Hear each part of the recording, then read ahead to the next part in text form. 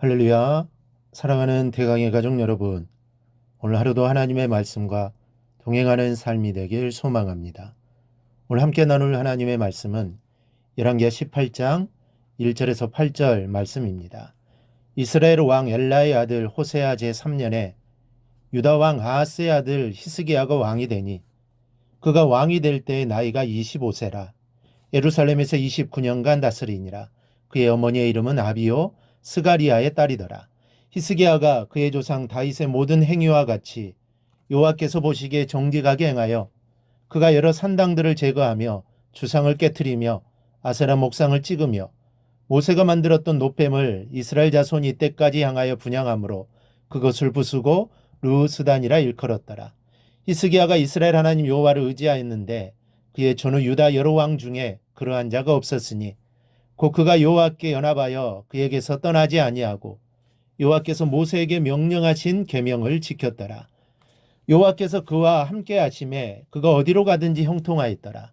저가 아수르 왕을 배반하고 섬기지 아니하였고 그가 블레셋 사람들을 쳐서 가사와 그 사뱅에 이르고 망대에서부터 견고한 성까지 이르렀더라. 아멘. 오늘 본문의 내용을 분석해 보면 1절에서 8절까지는 남유다를 다루고 있고 9절에서 12절까지는 북이스라엘의 역사를 다루고 있습니다. 남쪽도 북쪽도 모두 하나님의 백성이었지만 두 나라의 운명은 너무나 큰 차이를 보이고 있습니다. 남유다는 부강하고 번성하고 있으나 북이스라엘은 아수르에 의해 멸망을 당합니다. 그럼 어찌하여 남유다는 부강하여지고 북이스라엘은 왜 멸망하였는가를 살펴보겠습니다. 당시 유다의 왕은 히스기야 왕이었습니다. 그가 부왕 아하스에게서 정권을 물려받았을 때는 매우 빈약하고 연약한 상태였습니다. 그러나 7절 말씀을 보면 여호와께서 그와 함께 하심에 그가 어디로 가든지 형통하였더라고 했습니다. 하나님이 함께 하셨고 그로 인해 어디를 가든지 만사가 형통했다는 것입니다. 그 이유가 어디에 있을까요? 히스기야의 아버지는 아하스입니다. 그런데 이들은 부자지간이면서도 전혀 다른 삶을 살았습니다. 아하스는 유다의 왕들 가운데 둘째가라면 서러워할 만큼 악한 삶을 살았던 왕이었습니다. 그는 이스라엘 열왕의 길로 행하며 이방의 가증한 풍습을 본받아 우상에게 인신제사를 드렸고 산당과 작은 산 이외와 푸른 나무 아래에서 각종 우상을 숭배했습니다. 유다 역사상 이렇게 행한 왕은 없었습니다. 이에 반해 히스기야는 유다의 왕들 가운데 요시야와 더불어 가장 선하게 산 왕 가운데 하나입니다. 이런 부자지간이면서도 이들은 어쩌면 이렇게 전혀 다른 삶을 살 수 있었을까요? 1차적으로는 히스기야에게 하나님의 은총이 임하였기 때문이라고 밖에는 생각할 수 없습니다. 그리고 또 하나 모친에게서 원인을 찾을 수 있습니다. 2절 말씀을 보면 그의 어머니의 이름은 아비요 스가리아의 딸이더라고 했습니다. 이 아비의 뜻은 나의 아버지이다라는 뜻입니다. 그런데 역대하 29장을 보면 히스기야의 모친의 이름은 아비가 아니라 아비야로 기록되어 있습니다. 아비야는 나의 아버지는 여호와이시다라는 신앙적인 뜻을 가지고 있습니다. 그래서 본문의 아비는 아비야의 축야경으로 볼 수 있습니다. 그리고 히스기야의 외할아버지로 소개되고 있는 스가리아는 여호와께서 기억하신다라는 신앙적인 이름의 뜻입니다. 그는 제사장이었을 것으로 추정하고 있습니다. 그렇다면 히스기야가 극악무도한 부친 아래에서도 바른 신앙을 견제할 수 있었던 것은 부친 아하스의 부정적 영향을 직접적으로 받지 않고 어머니와 외할아버지의 훌륭한 신앙적 영향을 받았기 때문일 것입니다. 이 부모의 신앙이 좋으면 자녀의 신앙이 좋을 가능성이 높고 부모의 신앙이 좋지 않으면 자녀의 신앙도 좋지 않을 수 있습니다. 이 디모데는 외조모와 모친의 훌륭한 신앙의 영향으로 훌륭한 신앙의 인물이 되었습니다.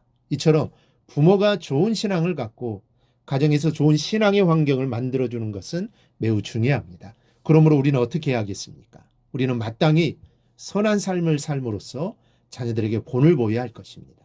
히스기야는 하나님을 너무도 멋지게 섬겼습니다. 그래서 그의 삶은 늘 형통했던 것입니다. 그의 신앙을 좀 더 살펴보면 먼저는 다윗과 같이 여호와 앞에서 정직히 행했습니다.